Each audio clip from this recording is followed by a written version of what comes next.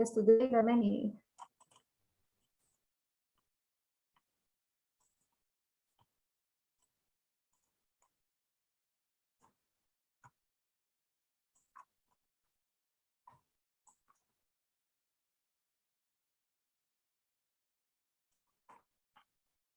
You're live.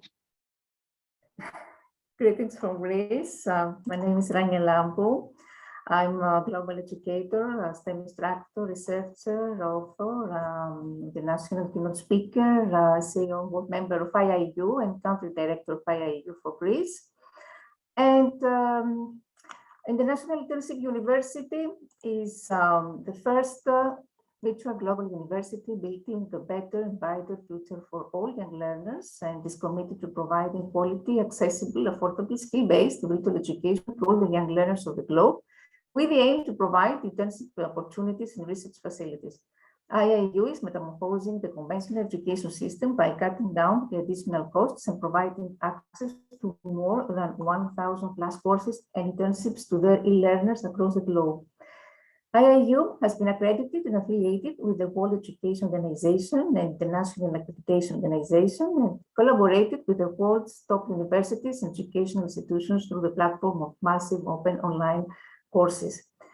Today, IIU has spread its wings in 195 countries and 6 continents, and the person who is behind the success of IIU is none other than the founder of IIU, Vips Pandetser, a committed and inspiring social activist, a passionate educationist from the last 2 decades, providing education to students from various social and cultural backgrounds, possessing excellent administrative, verbal, communication, written skills, an excellent speaker and passionate writer, the founder of Sparno Bharat Paribar and chairman of IIU's group. Hats off for his dedication and hard work. Today, we're going to explore the fascinating world of STEM education.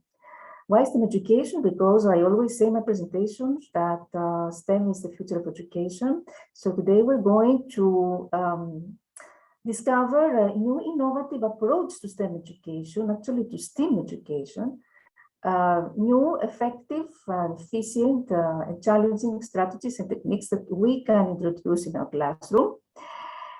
We can also discuss about the gender gap STEM-based skills, which actually very crucial topic nowadays. And in the second part, I'm going to present you some of my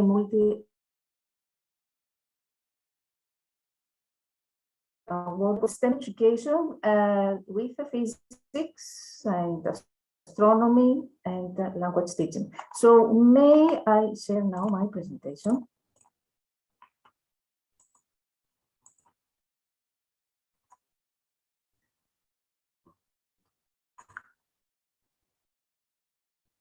So we are in the age of the fifth industrial revolution.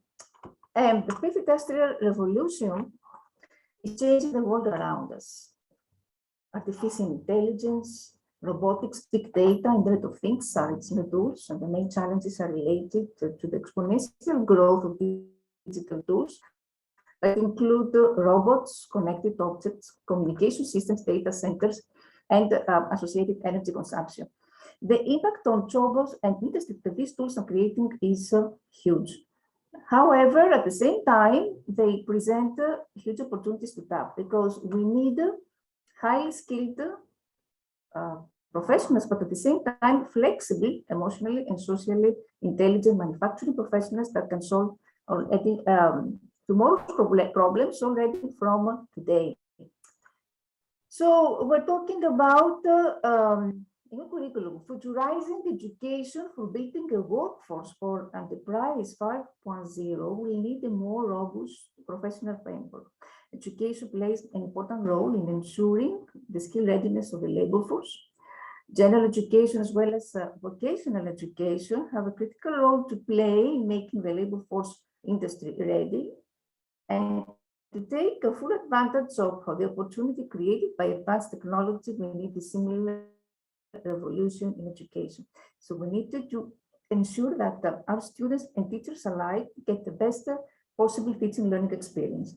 This calls for developing what we say education 5.0 experience for students and teachers that addresses the needs of the fast developing world around us. Unfortunately, in most schools and colleges, we're still teaching subjects in a traditional way with the same old course content. And although some debates about the evolving future of education in changing times have already begun, there isn't much action on the ground happening as a result of it. So any discussion of the future of work should go hand in hand with the discussion of the future of curriculum and about those who eventually will deliver it, teachers and faculties. And in the education system of the future, the role of teachers is going to be more facilitator and enabler of personalized growth. And this will require a massive transformation and their approach to focus more on what we call outcome-based teaching instead of continuing with the traditional ways. And this transformation may also include some key areas such as employability, student experience, research excellence, societal impact, and benefit from the industry. So today's learner does not need instructor-led educational models, but wishes to engage through multiple sources of knowledge at his own pace. This focus is not just on enhancing knowledge, but equally, in some cases, even more on the factor of availability and skill development. And this is why the curriculum of the future, the curriculum of the fifth industrial revolution, has to be curated in a way that caters to their evolving needs. And Industry 5.0 has a lot of opportunities for academic institutions to upgrade themselves to the next level. So for shaping the expectation of students to meet the challenges of the future, academic institutions would need to design collaborations. Universities, colleges, research centers, government agencies, corporates need to collectively get involved in the process. Modern learning cannot happen without modernizing delivery. Faculty 5.0 should go hand in hand with curriculum 5.0. So teachers should focus on efforts on how to use the technological applications that aid cognitive learning abilities. Learning outcomes should be based on personalized adaptive learning techniques. Teacher-student interaction should be based on a smarter approach to make the whole experience engaging and interesting. And institutions also can develop an advanced plan to bridge the demand-supply gap of skilled labor in the digital economy. Educating emerging workforces with modern tools and techniques is the only solution to Industry 5.0. So we are faced with this challenge of redefining the curriculum, redefining the foundation of education in order to keep up with the evolution of skills required to solve problems, innovate, and succeed. Because I believe that as a society so far, we are failing to meet this challenge, and consequently we fail to adequately prepare the next generation for the future. So how future generations will thrive in the changing landscape? How can education and training providers keep pace with this unprecedented level of change? And how does a future-proof curriculum look like?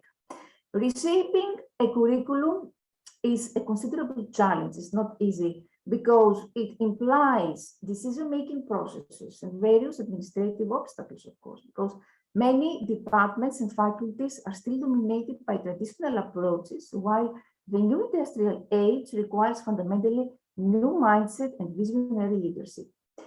So the globalized world now needs a more active education system, one education system that is robust enough to meet every challenge. And this can not happen if we don't have thoughtful action and proactive involvement of all key stakeholders. And of course, such a transformation will require gradual efforts from academic leaders with involvement and support of the government. We talk about three levels, three axes of the fifth industrial revolution. First of all, when we talk about the content dimension here include, of course, to upgrade the technical side of the curriculum, to accommodate learning of next generation robotics, of manufacturing, smart materials, as I said before, artificial intelligence, machine learning, augmented reality, But in parallel, at the same time, we need to incorporate non-technical disciplines into our curriculum, such as communication or project management or arts, marketing, in order to develop cross-cutting competencies and a mindset beyond technical expertise. Why? Because we are now at the fourth test revolution, at the threshold of the fifth test revolution, and all experts of the fourth test revolution tell us that this has failed. This has failed because we have ignored the human factor. So those who design the curriculum of the fifth test revolution take into consideration that the human dimension should be taken into consideration. That means that learners should be taken into consideration when we design the curriculum, the needs, the rhythm, the age, everything, the human needs should be taken into account when we design the new curriculum.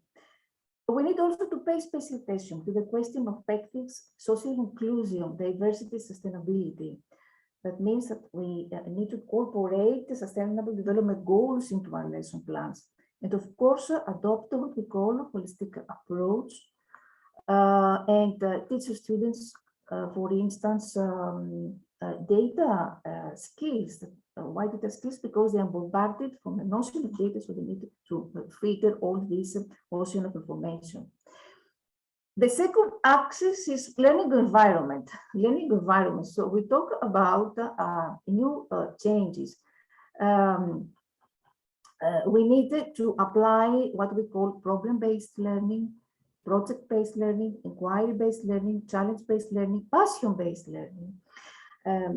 Applying problem-based learning means stimulate learners to work on challenging, authentic, real-world problems for which there are no established answers. So encourage learners to contextualize their theoretical learning in relation to how this would be useful to the world around them.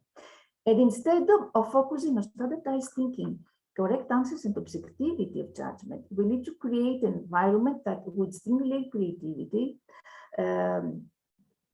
correct answers and conductivity, objectivity of judgment, creating, we don't need this, we need to stimulate creativity, forming of own opinions and diverse interpretations. Very important, create a culture that accepts potential mistakes and develop the ability in students to turn the failures into valuable learning experiences. So provide experience relevant to real world working conditions, such as the challenges, the working challenges that students will face later in their life. Encourage, of course, collaborative learning and stimulate technology-enabled learning, encouraging the use of technologies. New patterns of collaboration, and these include further increase the collaboration between university and industry in terms of both volume and diversity of collaboration forms. Because as we move towards lifelong learning, the educational institutions also need to evolve and occupy new roles in the ecosystem. So we talk about the emergence of new collaboration patterns. Different types of collaboration are needed to ensure a multitude of experiential opportunities and collaboration. This could be collaboration with companies, startups, manufacturers, providers. That could be other educational institutions via joint platforms, thematic networks. That could be peer-to-peer learning or supporting structures like via joint platforms, thematic networks, etc.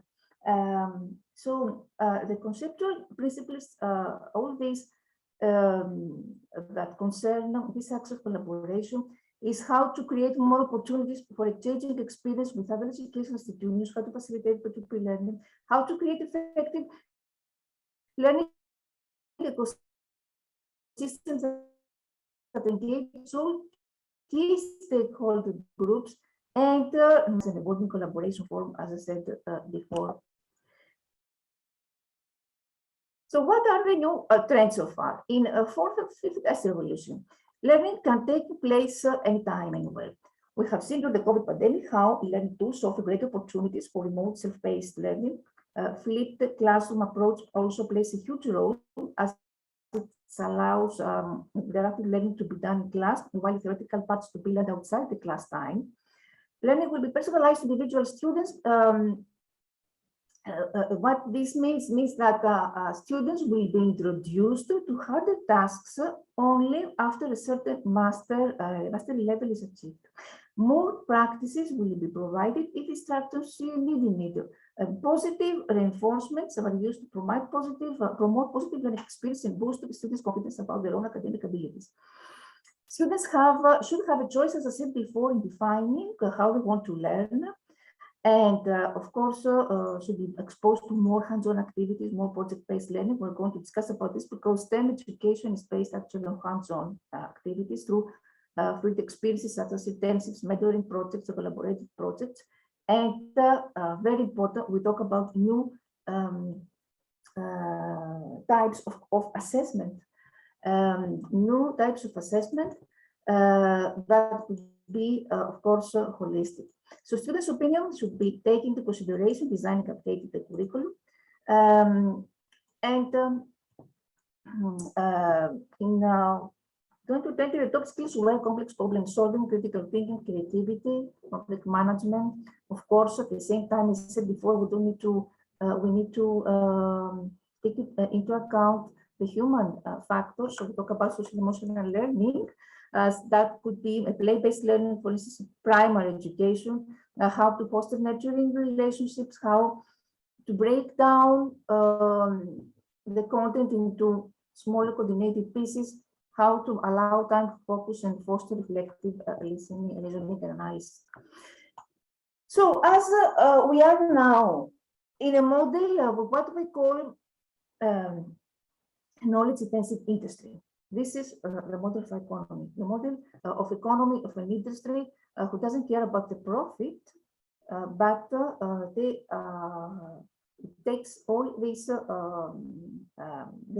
all its energy, all its force to innovation ideas. So as our economy shifts to this model, knowledge-intensive industry, we must meet existing demands for skills and develop the skills of those who drive future technological change and productivity. A competitive STEM-based skills is vital to our future. What is STEM? STEM is the combination of teaching of science, technology, and mathematics. And STEM are actually projects focused on inquiry, student-led investigations, to open-ended real-life problems, and hands-on activities, empowering students to become out-of-the-box thinkers and creators. Actually, the model behind STEM is what we call inquiry-based learning. And this includes the process of identifying problems, doing experiments, selecting alternatives, design investigation, developing models, developing conjectures, communicating with peers, and some mini steps and processes, how to orient and ask questions, generate hypotheses, planning, investigate, analyze, interpret, explore, evaluate, and communicate and predict. This is the 5E model of inquiry-based learning: engage, explore, explain, elaborate, and evaluate. And at the same time, we have also the 7 model: investigate, call, discover, think, try, reflect. Inquiry-based learning is actually a huge chapter that we could present in another maybe training session. So the main scientific model, this is what I follow when I teach science in my classroom, is this model. Phase 1 is question, students investigate scientifically oriented question. Phase 2, evidence, students give priority to evidence. Phase 3, analyze, students analyze evidence. Explanation, students formulate an explanation based on evidence. Connection, students formulate explanations to scientific knowledge. Communication, students communicate justified explanation, and reflection, students reflect the acquired process on their learning. Of course, STEM reflects the 21st century skills, the 4 C's, as we all know: creativity, critical thinking, collaboration, and communication. And what are the characteristics of STEM educated students? They are problem solvers, they are inventors, they are innovators, they are self-reliant, they are logical thinkers, they are technologically literate. So STEM learning should be a lifelong process, should include everyday experiences. Educators and students should be involved in research. New technologies should define the content and practices of STEM. Broader sociocultural and political factors should be considered, and students should deal responsibly with technology. Now, if we add A in the acronym STEM, we have STEAM. If we add A means art. Why? Why art? Because the value of art skills in the economy, alongside skills in science, technology, and mathematics, is crucial. Nowadays, especially in the field of business, we can't talk about only entrepreneurial skills or technical skills. We need creativity, design, entrepreneurial skills for facilitating innovation, problem solving. So we need blended skills, because only blended skills can help drive activities. So what is the STEAM approach? STEAM approach is an educational, transdisciplinary approach that aims to promote research spirit, logical thinking, social skills, empirical inquiry learning, autonomy, arts integration, and active participation of students through trial and errors. STEAM approach fosters individual capabilities of expression, innovation, and aesthetic perception.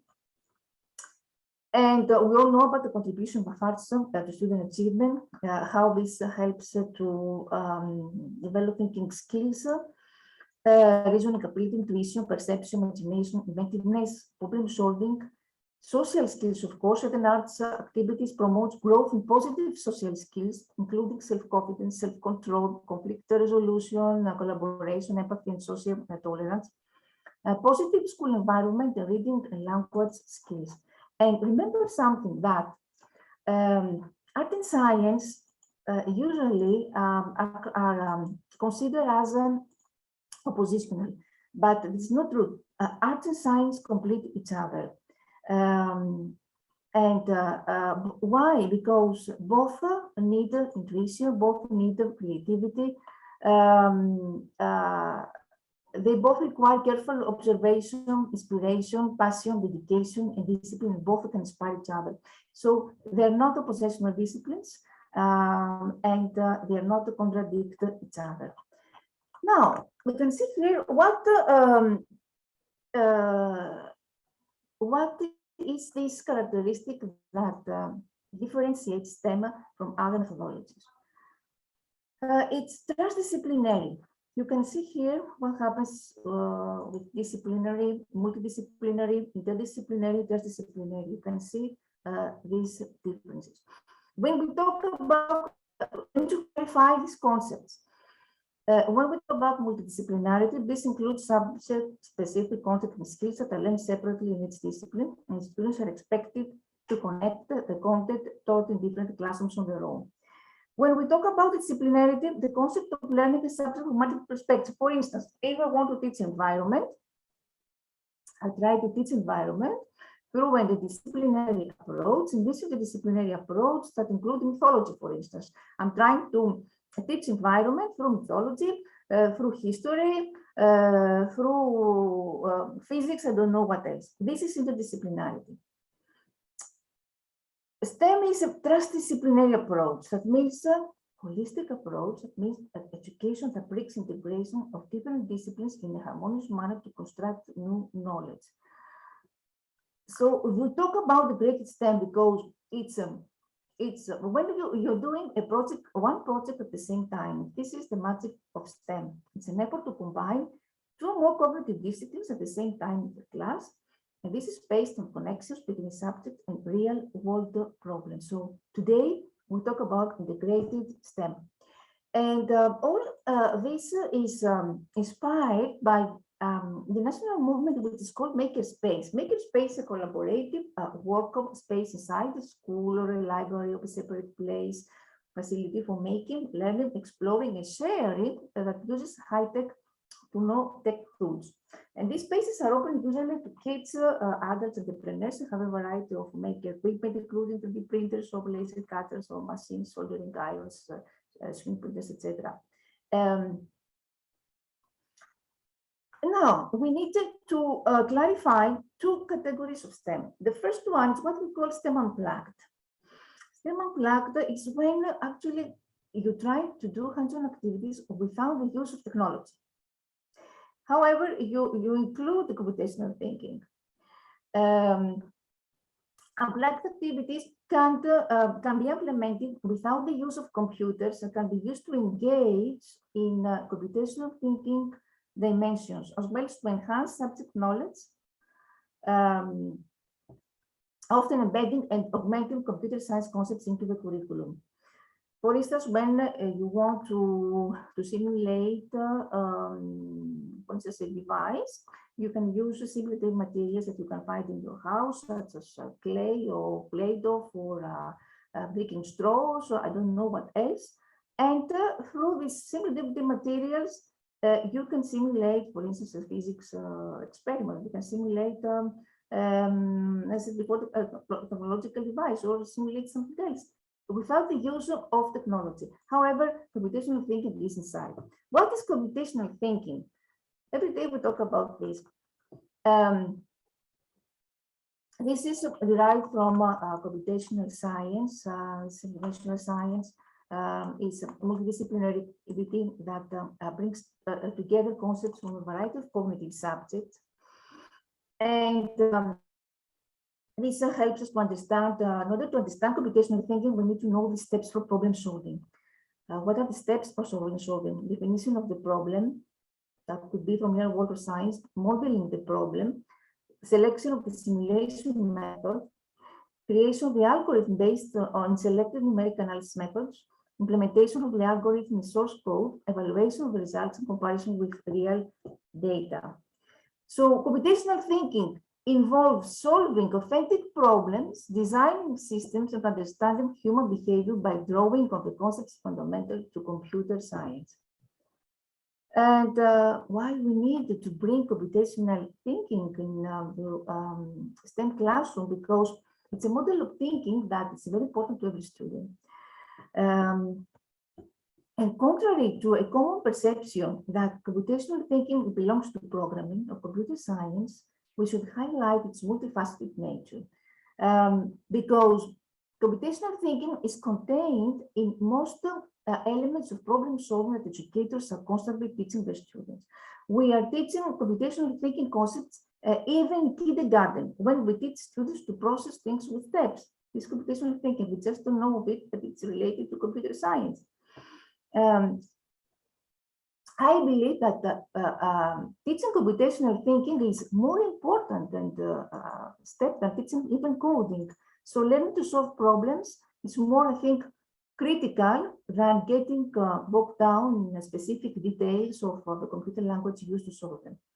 And also computer science, remember that it's not only about coding.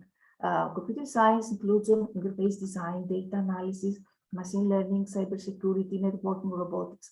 So learning computer science encourages creativity, problem solving, ethics, and collaboration skills that are not only important for the developed world, but valuable for every career in all economies.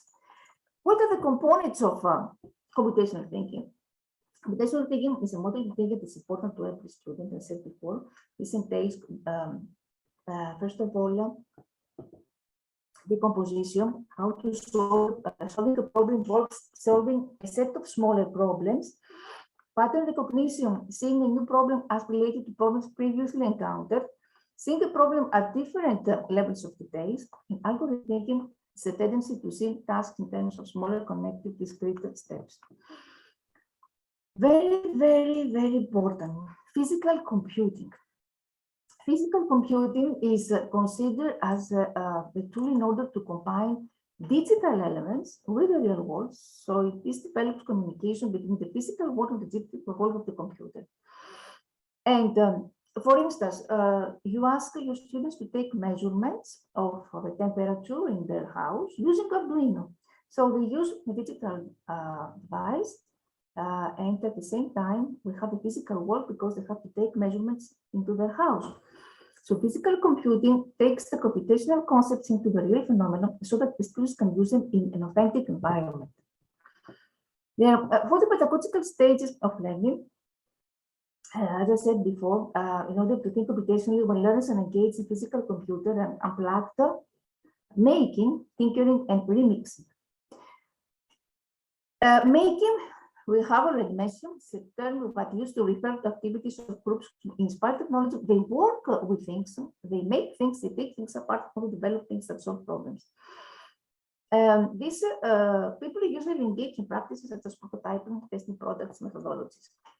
What is tinkering? Tinkering actually encourages students to use materials to represent or implement dimensions of computational thinking. The most popular computer programming software for children notices useful for tinkering are Scratch for Arduino, Artblock, and Easy Java simulations. Arduino, Raspberry Pi platforms are also considered essential tools to implement tinkering. And why this is important? Because this can enable students to easily see the connection between changes in the program and corresponding changes in the data received from the physical model or real world. Now, what are the educational technologies that promote STEM education? Virtual reality, VR is important education because it engages students as it is an immersive technology that it has already used in game industry. Three-dimensional nature of VR aids with learning and the virtual reality experience more motivating for students. Studies show that a virtual environment can stimulate learning and comprehension. For instance, there are programs that can help students understand scientific concepts in a more complete way. Scientific concepts, for instance, as a distribution of forces in the electric field.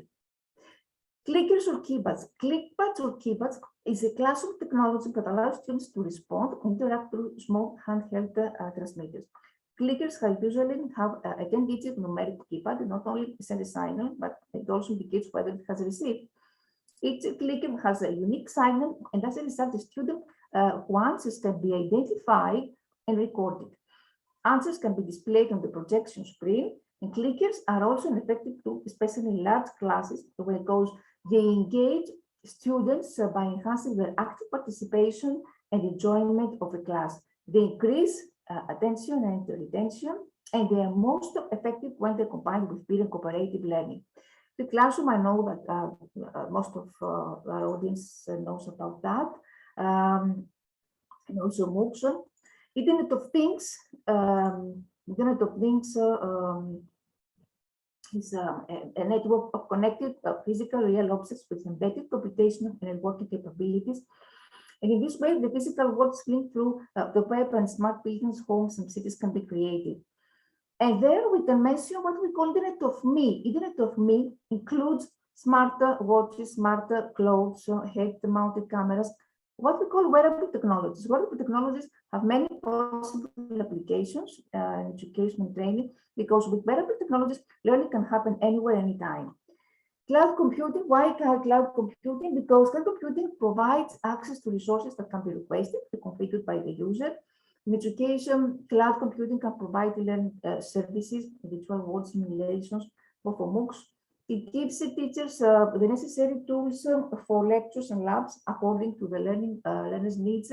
Teachers can create virtual computers, collaboration tools, or data storage and virtual learning environments. Using various innovations are possible through cloud computing. And what are innovative strategies for teaching science or teaching STEM? Of course, hands-on learning, the best teaching method that involves the active participation of students to experience scientific concepts. School are promoting usually the use of low-cost apparatus in classrooms to help students to have hands-on learning experience. Mini labs, virtual science, remote labs, learning by doing is a very important approach to teach science. Build your model. Models are the building blocks of science, which are used to explain the diverse aspects of real world. Crossover learning, what we call outdoor learning, it's important when, for instance, we want to talk about environment. It's more interesting to take your students and go up in nature and then teach environment so they can be more close to nature. They will also learn how to respect and love nature. Field trips, context-based learning, ICT, enable learning, mobile apps for science, computational thinking, projects, peer-to-peer learning, as I said before. What are the strategies? Organize science exhibition. It's something we are doing here in Greece very often. It's very engaging, very challenging for students, science clubs, many science games, many science movies, science quiz, many strategies that we can use. Especially remember that we always try to integrate multisensory approaches. That means multimedia approaches that include visual clues that could be mind maps, some could be video clips or other techniques such as storytelling or role play.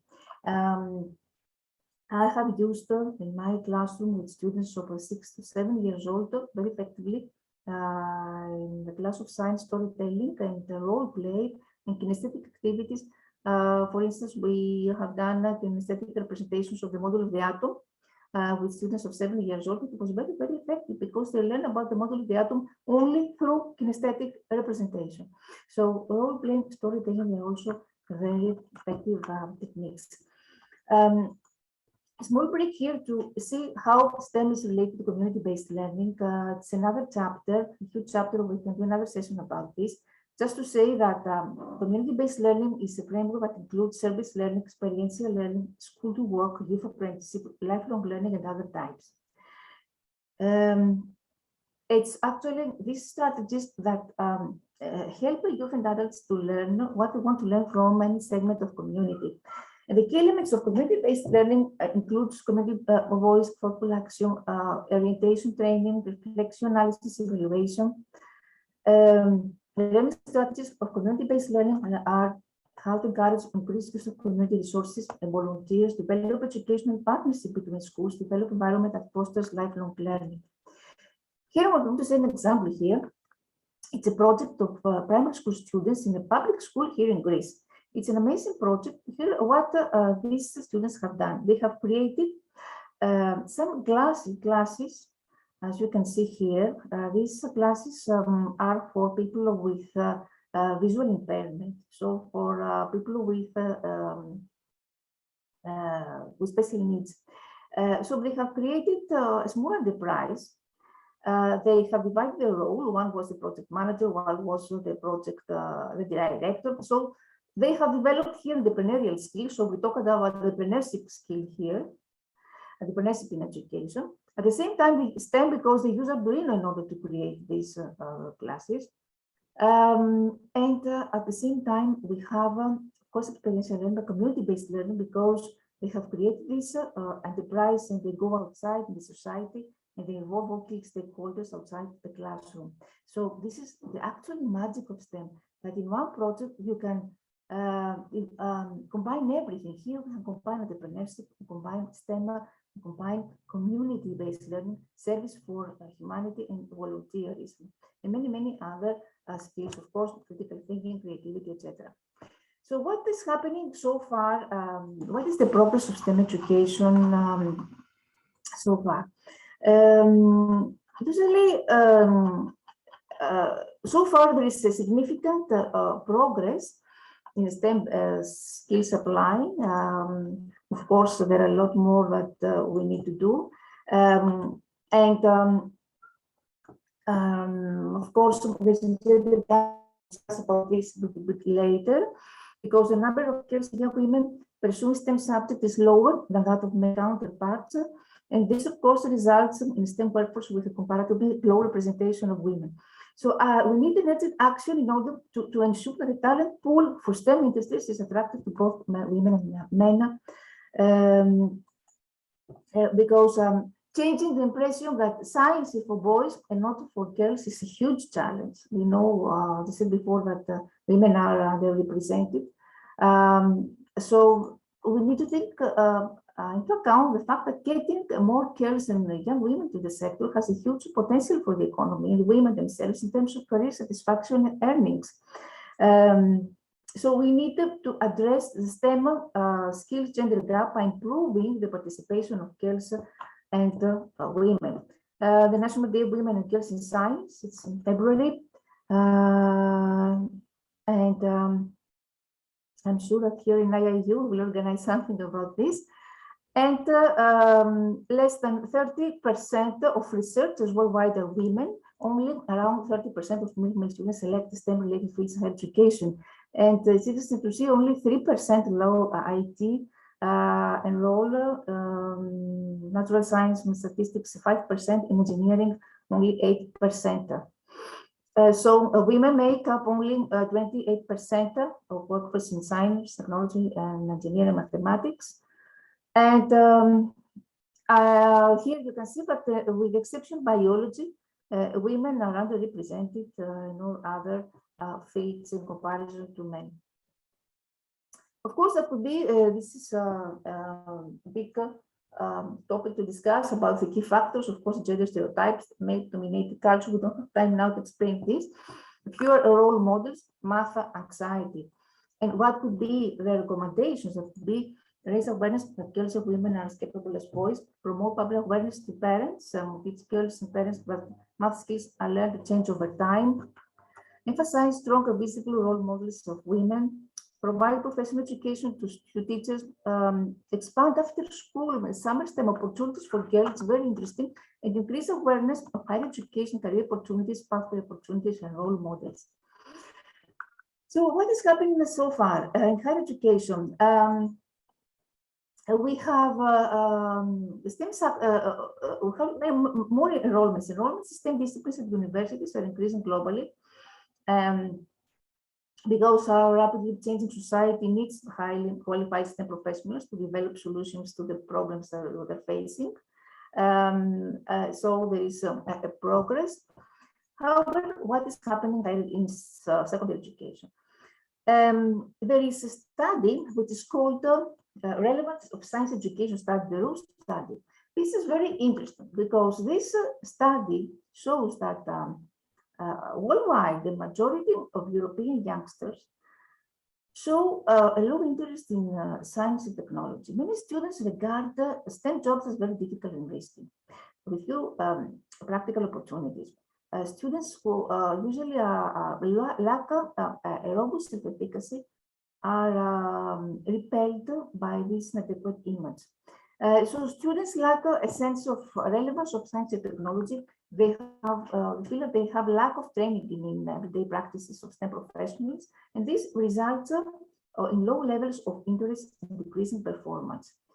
So the ROSE study reveals something that we all know, that worldwide the science as it is taught today at school does not help students realize its importance to society, because the often fragmented manner in which STEM courses, such as mathematics or physics, are taught in secondary education does not appeal to students and cause them to lose interest in the science and technology. Therefore, school science does not resemble real-world science, and therefore does not prepare students to tackle real-world problems. This is not something that we need to ignore. We must return to an earlier age in the educational system and focus on secondary education, secondary STEM education from the perspective of the higher STEM education. We need to bridge this gap between secondary and higher STEM education. And what is the place of STEM subject in school? As I said before, engaging relevant curriculum is necessary. There is an interesting annual education skills survey in England highlights that 39% of companies have difficulties in recruiting staff with STEM skills.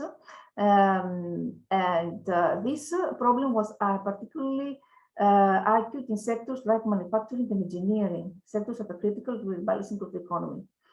Of course, this lack of skills is a big threat to countries' competitiveness, so we need a step change, and this has to start already from primary education, because according to research, by the time young people reach secondary education, many students have already switched off to science subjects, reducing engagement, limiting outcomes, and decreasing the number of those who pursue the study of science to a higher level. What happens in primary education? This is my fate, and it's interesting to see. As I said before, students are less enthusiastic about learning science. And what happens with primary school teachers? Primary school teachers face a specific set of challenges when they have to teach science. First of all, this includes prime time or curriculum time, the level of priority given to science, the confidence of primary teachers to teach science, and the related lack of professional development around the subject. That means that the teachers, primary school teachers, weak subject knowledge, low levels of confidence of pupils. This, of course, shows that there is a weak subject knowledge that contributes to low confidence and poor pedagogical skills. We can understand that a teacher who lacks confidence is impossible to inspire students or change their perceptions, but science is only for brainy people. It was an interesting study which was conducted in Australia about STEM education, and the conclusions of the study was that the pre-service teachers should have experiences in STEM in order to apply their knowledge and skills and principles of STEM efficiently. That ongoing professional training in STEM education is necessary for all teachers. STEM should include the school and school experiences in STEM-related activities. So we need, obviously, STEM education programs. Teachers should be educated in STEM. Now we need to reinforce teachers' core science knowledge, enhance pedagogical knowledge in teaching STEM, improve their ability to design experiments, to conduct experiments, to use and apply mathematics and technology, reinforce their technological, mathematical, scientific skills, and promote students' 21st century skills, such as, I said before, communication, creative thinking, etc. So how I got involved in this magical world of STEM. I had the chance to participate in a very innovative pioneering program, which is organized by CERN, the European Organization for Nuclear Research. And this was organized, as I said before, by CERN Creations, the European program, and later it was supported by Reinforced Frontiers programs and CMS experiment in CERN and Atlas particle physics experiment. This project concerned teaching particle physics to primary school students. So I had students of 6 to 11 years old, to 12 years old, and I have teaching particle physics. It's a huge challenge for me. The idea behind this program is that, according to new research, students should be taught science at an early age, even if this is in preschool age. It's not accidental that CERN organizes STEM workshop for particle physics workshop even for students of preschool age with great success. How we're going to see the methodology. Why students should be taught science at an early age? Because this way they can normally find pleasure in observing contemplating nature. Because early exposure to scientific phenomena prompts to better comprehension of scientific terms studied formally later. Because children can understand this way scientific concepts and reason scientifically. And science and efficient means for developing scientific thinking.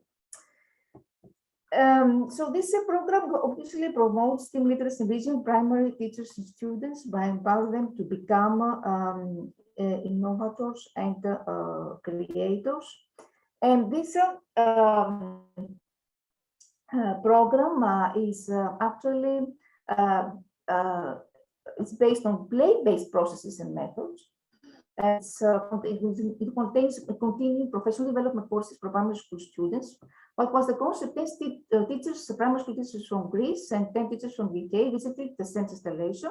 Then they got the training. They learned how to experiment with simple DVD materials, and in this way, they try to familiarize the students with complicated and abstract scientific concepts, as well as the latest developments in the field of particle physics research.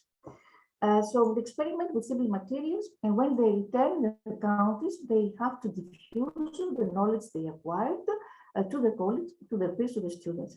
So the main goals of the program, of course, were to invent innovative scenarios and lesson plans, motivate the students, enrich, design the curriculum at the same time, get acquainted with new teaching approaches based on hands-on activities and experiments, diffuse the knowledge they acquired at CERN, feel confident when they teach science. And one thematic sessions that we approached cosmology, elementary particles, protection to CERN, accelerators, detectors, and creativity zone.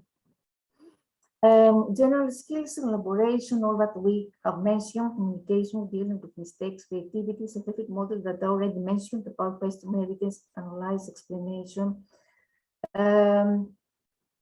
connection, communication, reflection, the inquiry-based model. And what were the challenges that I had to face? First of all, the first challenge was that I had to redesign the curriculum because part of physics in astrophysics or astronomy is not included in the Greek curriculum. I think it's not included in the curriculum in any country. So I had to redesign the curriculum, try to be innovative and creative, select materials that would be challenging and attractive to my students, design activities that were suitable to their age, to their rhythm, to their needs, to their interests. So I had to teach science to very young children, so this was a huge challenge.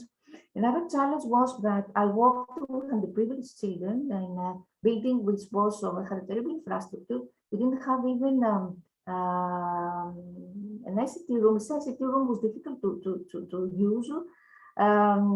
So I had to pay on my own, from my own salary, many of the materials for my students' projects. And I'm saying this about technology because many teachers, for instance, here in Greece, they are complaining and they're saying how we can implement STEM if public schools do not offer technological infrastructure.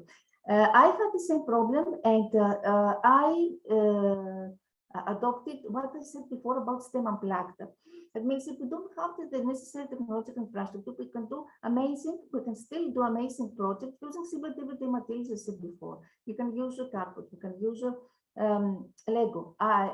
For instance, we have done with my students an hydraulic levitator, robotic levitator, using only cardboard and some other simple easy materials. And it was very functional, and this showed also the function and the mechanism of the physics laws with simple and easy materials, if you don't have the possibility of technology.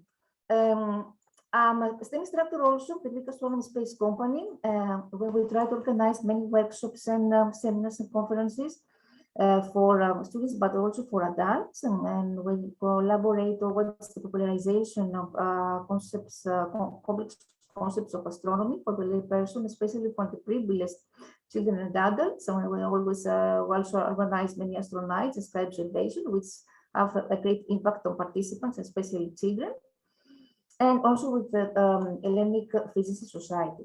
So what we're trying to do is we use space themes, which is something which is very challenging for students, to increase the scientific knowledge, to understand science, to acquire, help them acquire scientific literacy, to help them acquire some elements of a scientific method, to adopt and develop scientific attitude towards the natural education environment, to help them express themselves artistically. I talked before about STEAM, collaborate in the production of original art, satisfy curiosity, and increase their interest in STEM and science-related careers. When I teach STEM or science, I usually adopt what we call mixed or eclectic model that integrates elements from various learning theories and methodological approaches. That could be inquiry teaching model said before, constructivism, a 5D model of instruction, and what I said before about project or problem, inquiry, challenge-based learning.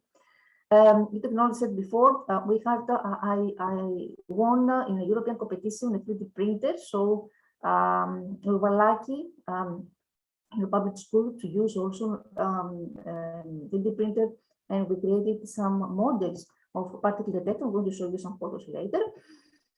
We always talk about post-traumatic integration, disciplinarity, because everything, transdisciplinarity, because everything was there. Not only particular physics, but we have integrated also astronomy, mathematics, mythology, history, philosophy, theater, arts, everything was there. When students have also written the script of many theatrical pieces, theatrical events, which were presented during the closing ceremony of the program. The first grade created the puppet theater about Planet House. The second grade, kinesthetic representations of atoms' electronic structure. Fifth and sixth grade created theatrical play. It was a very an awesome theatrical play, humoristic, about a crazy scientist like which actually had great ideas, and he wanted to change the world. And sixth grade students created the physics philosophy workshop about particle philosophy.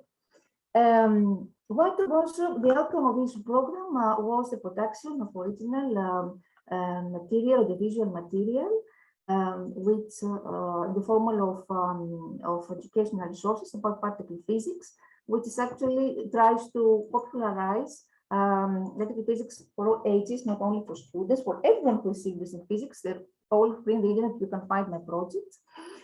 Students perform constructions, artistic activities, they simulate these experiments, they create colleges, digital representations for natural scientists, and they depicted the CMS particle detector in multiple ways using a variety of materials and techniques, including wood, colleges, Lego, three-dimensional printing, organizing an art exhibition at the CMS, etc.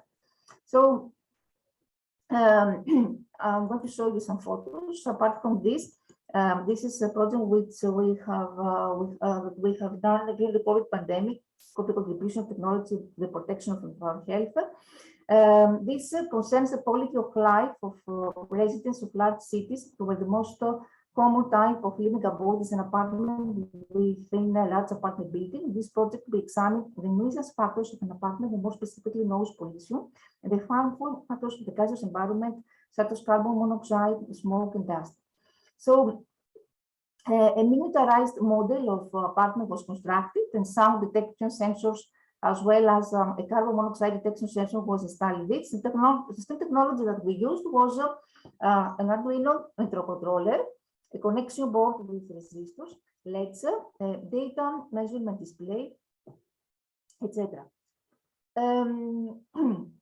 And here are some examples from my astronomy workshop: how to build a spectrometer using the serial box, how to simulate the steroids during Earth, how to build telescope constellations a bit deeper, and solar eclipse. This representation supernovas. This is my book. I have written a book about actually how to popularize astronomy for kids of 5 plus. Children. Is actually a humoristic, is a set of humoristic dialogues, and through these dialogues, students learn about astronomy in a very challenging way.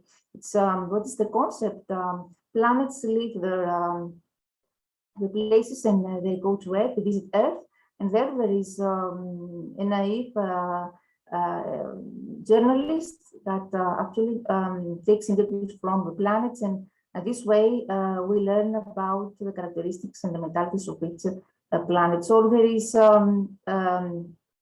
scientific knowledge here in this book, but this scientific knowledge is given through humoristic dialogues and in a challenging way. And this has many pedagogical applications because based on this book, we have organized many theatrical plays, many solar system models, and many other activities. So we talked about this program a little bit photons, as I said before. This is the CMS particle detector structure as it is located at CERN, and this is what my students done. They created the particle CMS detector using drinking straws, pills, you can see here, simple materials, through jewelry, again, the particle CMS detector structure. Here they used wood, 3D printing. I said before, we had 3D printing, then use, I think it was 100 hours for printing, 100 hours for assembling. Large Hadron Collider, accelerator in CERN, this is representations of the CMS particle detector. These representations of particle collisions at the CMS exhibition. Models of CMS using Lego. Higgs boson here, this is the representation. Representation of CMS as a dessert. Globe of science of innovation in 3D printing and also in painting. Large Hadron Collider in CERN, also in printing. The CERN markets, here also CERN. Portraits of famous physicists, you can see here Einstein. Models of the solar system, galaxies. Big Bang, history of the universe.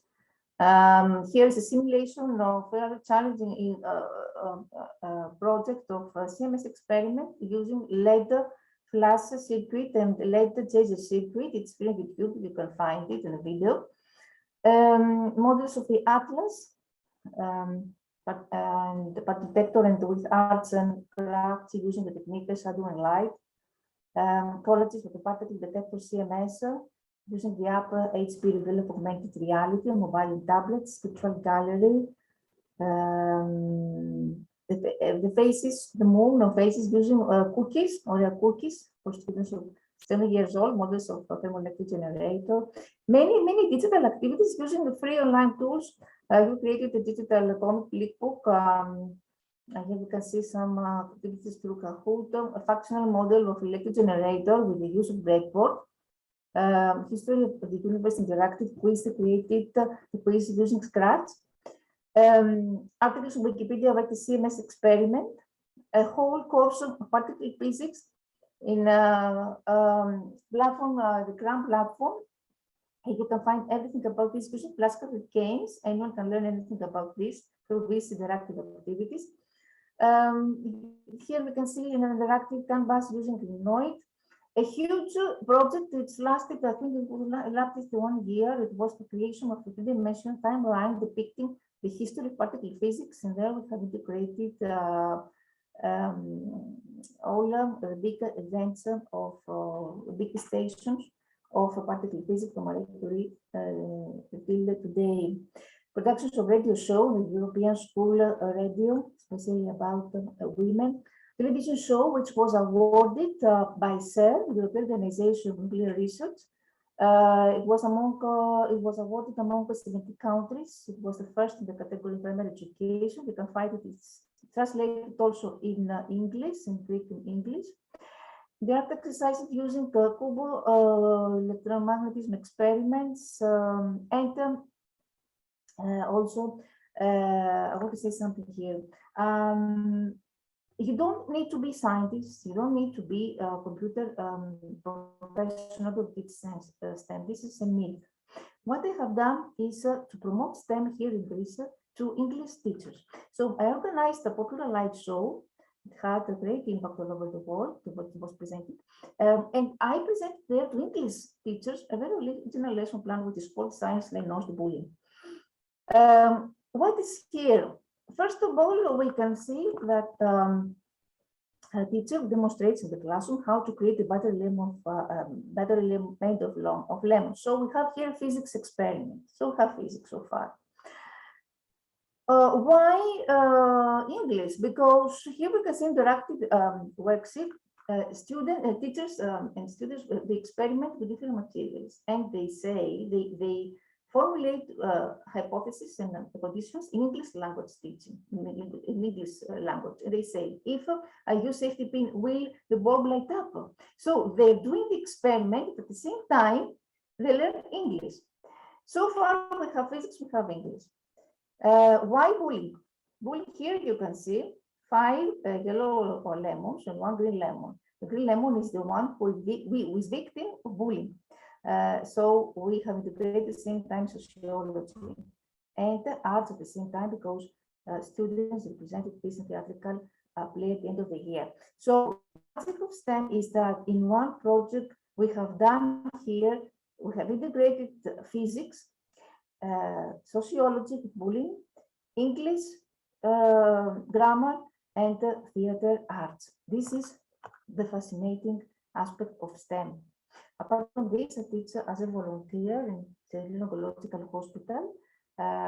Children, they are we talk about students who have severe depression and they suffer from severe terminal diseases, but you can see how they get excited when they're involved in STEM activities. For refugees, and apart from this, I am the founder of many humanitarian, the national STEM projects implemented the most in Africa and Asia. This we had a great impact because, for instance, here in Malawi, we managed to obtain through, here we can use simple everyday material, of course, we talk about students who don't have any school supplies, we talk about students who are thirsty. So how to teach the thirsty students about water. It has an amazing impact because we managed to get sanitation treatment equipment from USA sponsors, and also we managed 6 wells well drilled in areas of Malawi for students who had to walk about 90 minutes to find clean water to drink. Another STEM project was in India. It's called Food for Thought. It inspired teachers there to visit slums, educated families. It's about healthy food combination, case of food shortage. It was about COVID, and most recently was about gender-based violence. Why this is a much better option, which is actually combines gender-based violence awareness, because we know that in Nigeria, there are high rates of gender-based violence there. I had to try to integrate STEM activities in order for the course to be more challenging. So this is what I said, because about English teacher forgot to say that anyone that STEM breaks the frontiers and the limits of the cognitive disciplines. Any teacher can do STEM. You don't need to be a scientist, you don't need to have a scientific background or to be physics or computer teaching. Anyone can do this. You only need to do is to have a fantasy, to have imagination, to have creativity, and of course willingness and eagerness. Here is in I was elected in London for a workshop in here we designed STEM activities, mathematical activities, in order to help teachers in Zambia to redesign their curriculum. Another activities concerned about women in science, created women educational video with paintings of 30 eminent women in science. And this was presented, which was aired on the European School Radio. And also it was aired on the Greek, the national television here. It was awarded also in the European competition, was organized by Scientists and STEM Alliance. This, the founder of the environmental program. It's called the Suez for Change Girls Climate. It's addressed to primary school students, and it helps them to raise students' awareness of the climate change and sensitize them towards this project. Apart from this, also I'm trying to form groups of volunteers in order to help students from different in different deprivileged countries, and how to help them with online courses on the privileged children in STEM, especially girls in STEM. And for all these programs, I have received over 200 awards so far. I was selected with Global Teacher Prize, a Global Teacher Award. I was selected also Global Icon, and among 100 most successful women in the world. So thank you very much for your attention. Of course, STEM is a huge chapter, and maybe we can organize another session for this. Thank you very much, IIU, for this great opportunity.